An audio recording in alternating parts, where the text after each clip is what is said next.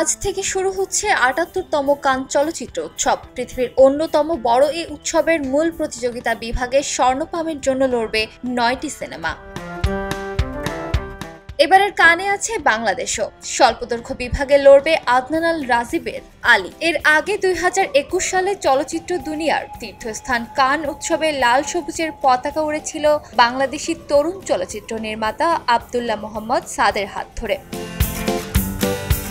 কান চলচ্চিত্র উৎসবের ৭৪তম আসরের অফিসিয়াল সিলেকশনে জায়গা করে নিয়েছিল সাদের দ্বিতীয় চলচ্চিত্র রেহেনা মারিয়াম নূর।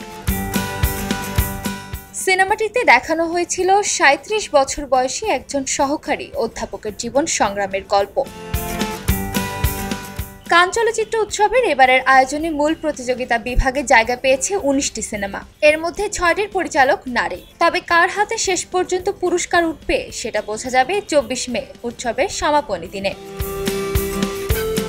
বাংলাদেশ থেকে আলী নিয়ে থাকবেন আদনান আল রাজিব। স্বল্পদৈর্ঘ্য বিভাগে লড়বে রাজীব পরিচালিত ১৫ মিনিট দৈর্ঘ্যের সিনেমাটির প্রযোজনা করেছেন বাংলাদেশের তানভীর হোসেন ও ফিলিপাইনের ক্রিস্টিন ডি লিওন। সিনেমাটির লাইন প্রোডাকশন কোম্পানি রানআউটস ফিল্মস।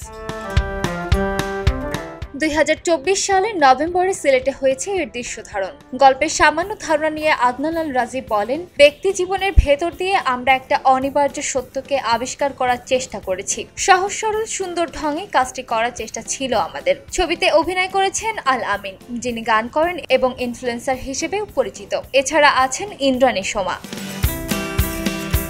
সম্মানজনক কান চলচ্চিত্র উৎসবের বাণিজ্যিক শাখা মার্চে ২ ফিল্মে নেওয়া হচ্ছে বাংলাদেশের সিনেমা বাঙালি বিলাস। উৎসব চলাকালে নির্মাতাদের উদ্যোগে ছবিটি প্রদর্শিত হবে সেখানে। এই সিনেমাটিতে যৌনতা, নারীবাদ, বিশ্বাসঘাতকতা এবং রাজনীতিকে উপজীব্য করে দর্শককে এক গভীর সংবেদনশীল সিনেমাটিক অভিজ্ঞতা দিতে বানানো হয়েছে বাঙালি বিলাস। নির্মাতা এবাদুর রহমান জানান, ফিল্ম ওই দিনে ফিল্ম কাঠামোই ২টি মুসলিম নারী চরিত্র মিত্রা ও রুশতি এক পুরুষতান্ত্রিক নির্মাতার হাত থেকে নিজেদের শরীর ও ভাষা নিয়ন্ত্রণ ছিনিয়ে নেওয়ার লড়াইয়ে নামে।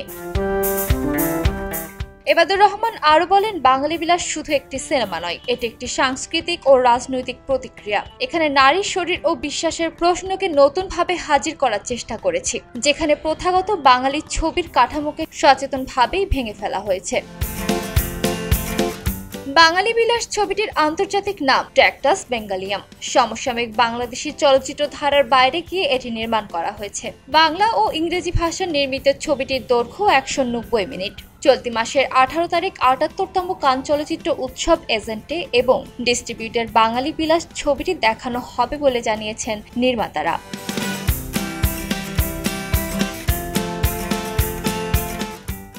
খবরের কাগজ, নিখাত, নির্ভীক, নিরপেক্ষ।